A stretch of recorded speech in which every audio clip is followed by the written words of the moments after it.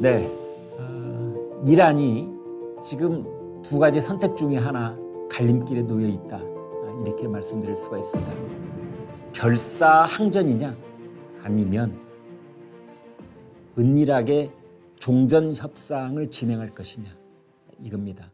이제 비핵화 협상 이것은 다음 이야기고 우선 당장에 미국과 이스라엘의 공습을 잠정적으로 멈추게 할 수 있는 그런 협상을 벌일 것이냐의 여부입니다.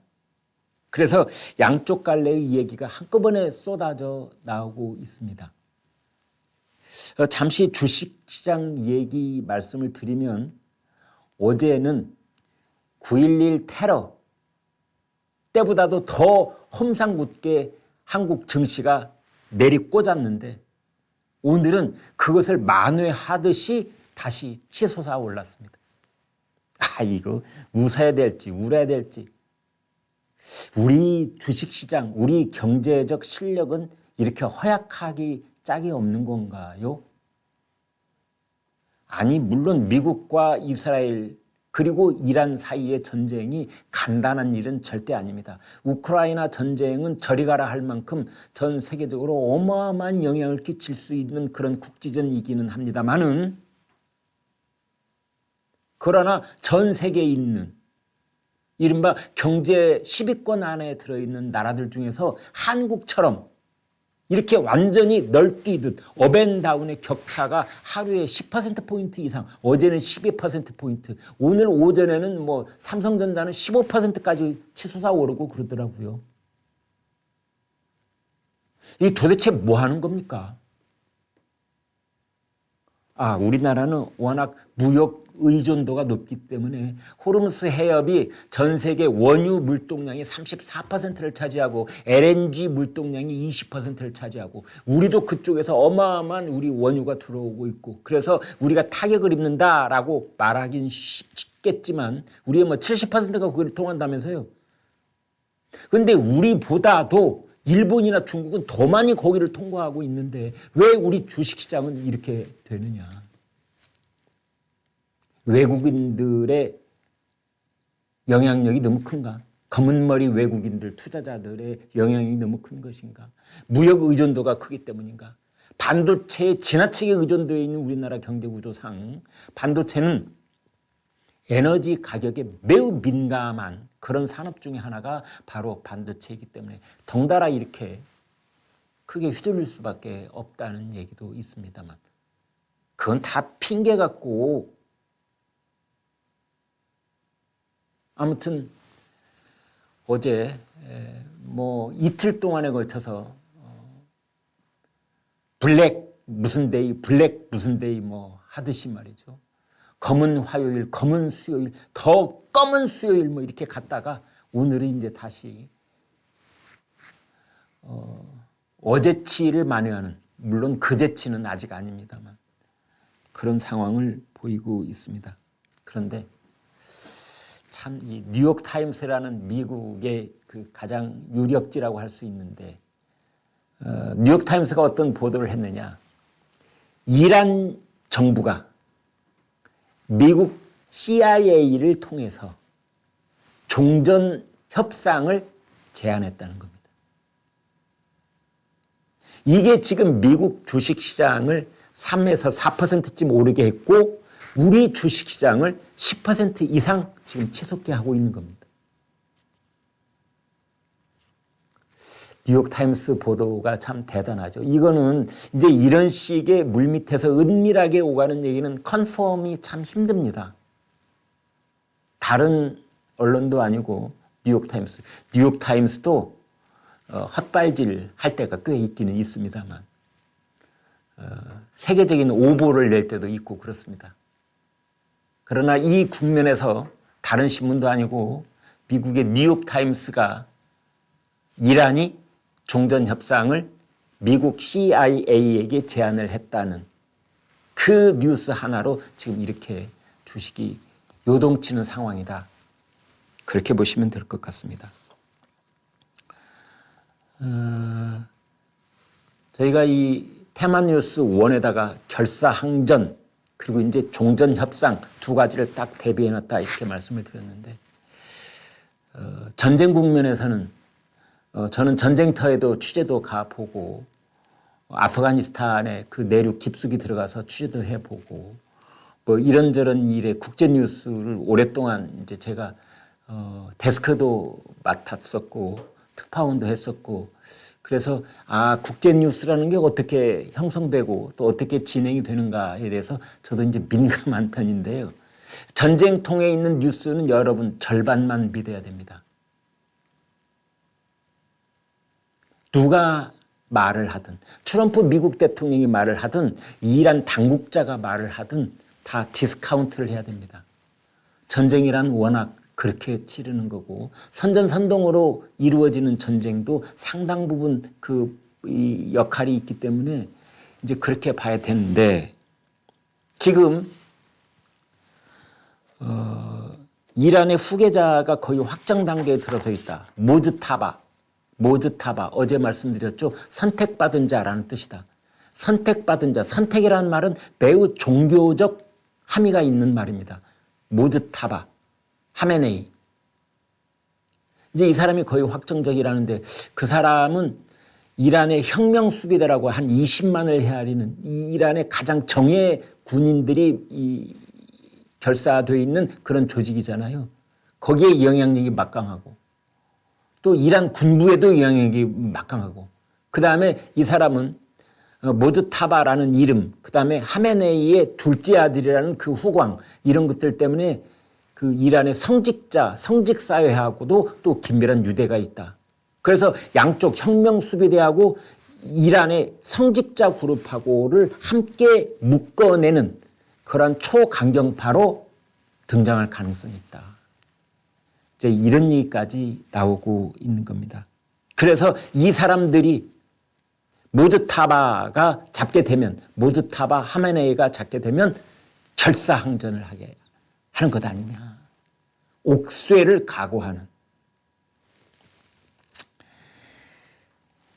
그런가 하면 모즈타바 이 사람은 뭐 해외에 막대한 자산을 가지고 있다. 뭐 이런 얘기도 나오고 있습니다. 영국 런던에만 초호화 고급 주택을 12채를 가지고 있다고 그러고요. 두바이에도 뭐 어마어마한 개인 빌라를 소유하고 있다고 그러고 그리고 스위스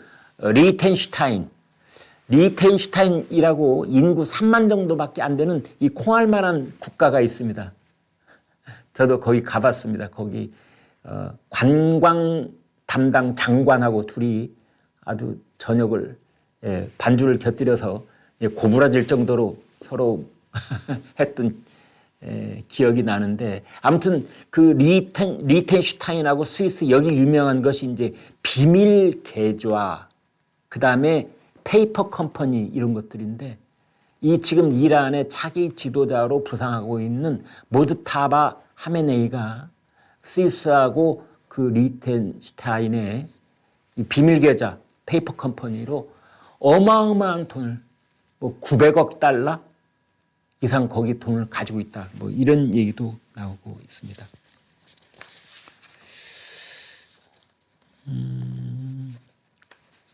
그런가 하면은 트럼프 대통령은 이제 미 해군이 호르무즈 해협을 동맹국 유조선이 통과하는데 아무런 문제가 없도록 미 해군이 호위를 하겠다.